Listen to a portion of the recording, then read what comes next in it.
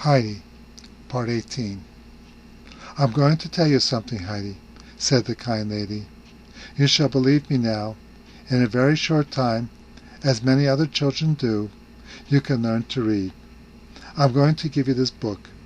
You have seen the shepherd on the green pasture, and then you'll be able to find all that happened to him, and to read the whole story yourself. I'm sure you want to know what he does with the sheep and goats." Heidi said with sparkling eyes, "If I could only read."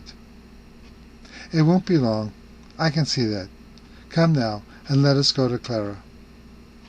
They both went over to the study. Since that day a great change had come over the child. She could not get to sleep at night from longing to see the mountains with the flowers and sunshine, and only in her dreams would she be happy. When she woke, she always found herself far away from home. Mrs. Seaman had noticed the child's unhappiness, but let a few days pass by, hoping for a change. But often Heidi's eyes were red, even early morning. So Grandmamma called the child to her room one day and said, with great sympathy in her voice, "Tell me, Heidi, what is the matter and making you so sad?" But as Heidi did not want to appear thankless, she replied sadly, "I cannot tell you. If not me, can you tell Clara, perhaps?" "Oh, no, I can't tell anyone," Heidi said, looking so unhappy that the old lady's heart was filled with pity.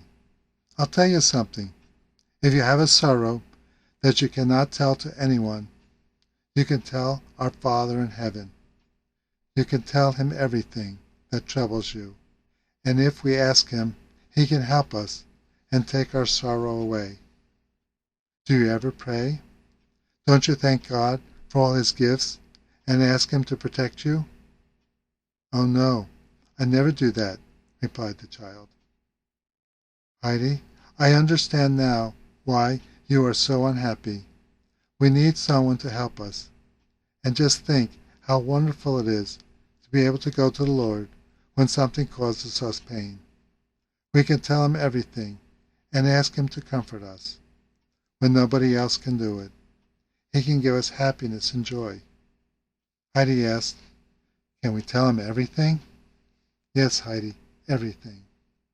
The child withdrew her hand from Grandmamma and said hurriedly, "May I go now?" "Yes, of course," was the reply. Heidi ran to her room.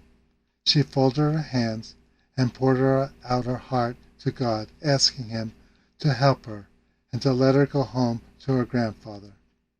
About a week later, Mr. Candace asked to see Mrs. Seaman, to tell her of something unusual that had occurred. He began, "Mrs. Seaman, something has happened that I never expected." Heidi suddenly learned to read.